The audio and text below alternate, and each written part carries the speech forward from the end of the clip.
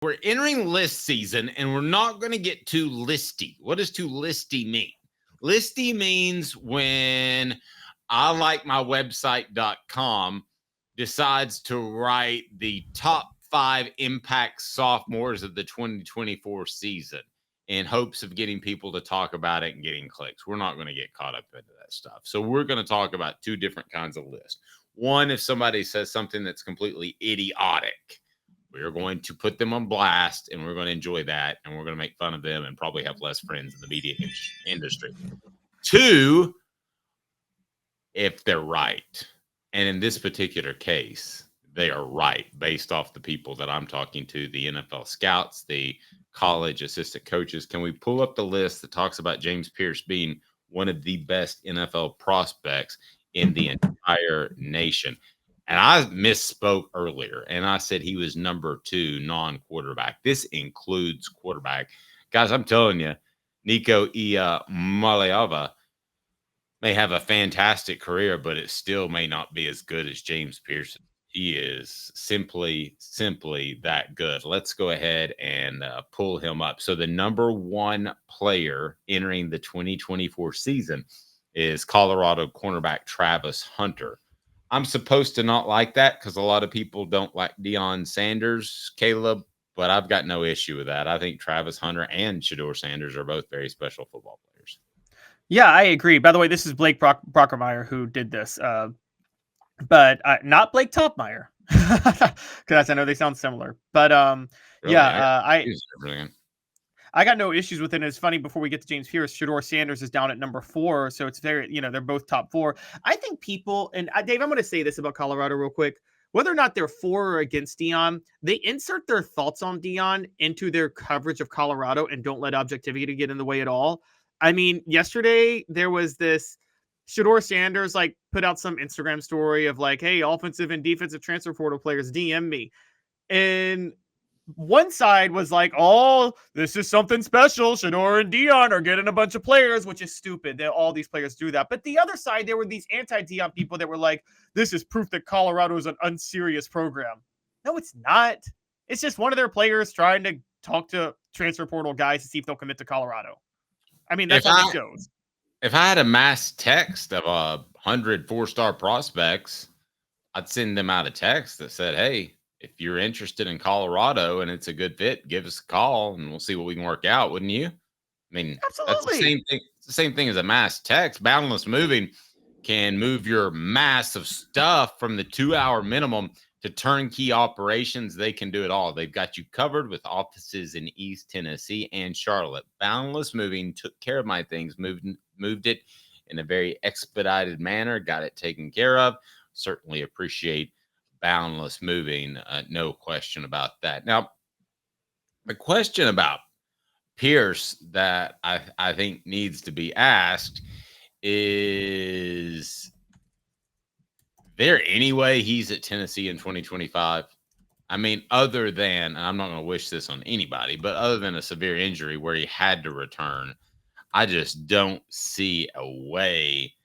I look at a guy's the way he has continued to improve, and it seems like he has continued to rise. I haven't seen a blip on the radar. He had the traffic issue, so maybe that's a concern, but I think if there's anything you want to say to James Pearce as a ball, you need to tell it to him very quickly. Yeah, I agree. I don't think James Pearce is going to be there too long. And just to get this out of the way, the top 5, James Pearce was number 2, Michigan Mason Graham was number 3, Shedeur Sanders number 4, Missouri's Luther Burden is number 5. So that is the top 5 of rounding out the top 5. Just going to bring this off real quick and bring us back on. I think James Pearce will not be at Tennessee in 2025. I think with James Pearce, you're looking at a rare talent, one that Dave, we got to give him credit. Fred White told us last year, didn't he? Before anybody that he was telling us, watch out for this guy, James Pearce. Because I thought they were just saying he'd be good. I didn't think he'd be this good. And I think James Pearce is a top. Look, to get into it, my dislike for this list is I think quarterbacks should all be in the top 5. I think Travis Hunter should be in. I'm not Travis Hunter. I think Shedeur Sanders should be in the top 5. And I'm going to disagree with you because I like the list that break them down, not in significance of importance, which is what you're talking about, right? So I like the ones that say this guy's a way better defensive end than this guy's a way better quarterback. Does that make sense? Okay, if that's the case. Those are the lists I like, personally. In that instance, should James Pearce be number 1? Yes, there's no question. Over Travis Hunter, who plays 2 sides of the ball? Yes, he's not going to play 2 sides of the ball in the NFL. No, he's not. But so we're agreeing right now James Pearce is the best non-quarterback in college football. I think we what are. About value? I mean, is that crazy? Do we have a mock draft of the? If you could do a mock draft, should he go higher than any non-quarterback in next year's draft? Well, I've thought this for a while, and I'm surprised you're asking me a little bit. Am I on my own? Am I on an island out here? Because I thought he would be last year. Well, my only question with that is this, and because let's weight value a little bit with the position real quick. And I learned this with Jadeveon Clowney, because remember Jadeveon Clowney went number 1 in the draft. Like, was it 2014? I guess. And now he didn't have the work ethic that I believe James Pearce has, but had foot problems too. Yeah, but what I did realize, by the way, Jadeveon Clowney was a freak generational athlete that it hadn't been for foot problems and he didn't work incredibly hard, would have been one of the greatest ends of all time. But anyway, go ahead. Right. My issue is if a defensive end goes to a bad situation, you can really neutralize their value, right? Just run away from them. Just run every play on the other side that they're not there. Isn't that how you can work that in? A lot of times. Yeah. And here's the other thing with Pearce that's difficult to determine is he is a underclassman, or he's a rising junior. So he's not going to get draft grades in a lot of different places. I mean, these guys have hundreds of people to cover, and they're going to cover those guys first. But let me ask you, would you take James Pearce or this guy? And it's brought to you by Don Self, our State Farm agent there in the Chattanooga area. Customer service still matters. I know you're trying to save money left and right. I get that. But when you need to make that claim, donself.net, donself.net. Call 423-396-2126, 423-396-2126. Go to donself.net, right below donself.net. So let me ask you this question then, Caleb. I'm going to give you players that are right now projected to go early in the NFL draft. And you tell me you're on the clock. It's Caleb's cohorts. That's your NFL team name. Terrible name. Okay, so I'm going to give you the players that are selected via this mock draft that I found to go number 1. All right. Shedeur Sanders. Are you taking Shedeur Sanders or James Pearce? Shedeur Sanders. Okay. Shedeur Sanders is a quarterback? Hey now. Can't argue with that. Carson Beck. Hey now. Can't argue with the quarterback. Travis Hunter at cornerback.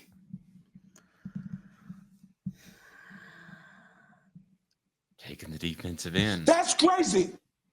I'm taking Travis Hunter. I think a lockdown cornerback can have a bigger impact than an elite defensive end all day, every day, 100% of the time. A lockdown cornerback takes away one whole side of the field. Yeah, but don't you think that what about taking away the running game? I don't think an elite defensive end by himself can't take away the running game. You can run away from the defensive end. Yeah, but you're still taking away half the field. I like that. So I don't think an elite defensive end is taking away half the field. And I mean, I don't, put an extra blocker on him and you got a little bit more. I think so. This is the debate. I mean, you can go to the message board on this. Would you take an elite lockdown corner or an elite lockdown defensive end? I'm taking the elite lockdown corner. By the way, Ben's saying Caleb is delusional. You are delusional. You're taking the defensive end. No, you're taking the lockdown corner. A guy that can shut down half the field is so incredible. How about those Boza boys and Watt kids? They've done okay. They've had help most of the time. And also, what happened when J.J. Watt was in Houston and putting up record numbers and didn't have help? Houston was 4-12. Okay? So that actually bolsters my point. J.J. Watt would be amazing and have no help anywhere else because you can neutralize them. I guarantee you this. A lockdown cornerback, no team with a lockdown cornerback is going 4-12 in the NFL.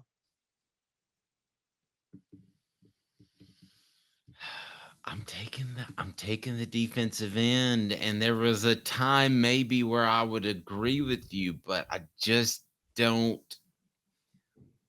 Okay, look, we got the Boza and the Watt brothers. Give me one cornerback you're taking over those guys in the past 10 years. One corner you're taking over those guys. And I'll tell you what, I'll tease that forward. You can tell me after this. Also, is Josh Heupel being mean? He's asking some of these guys just to get the H out of Dodge. Is he being mean? And we'll discuss.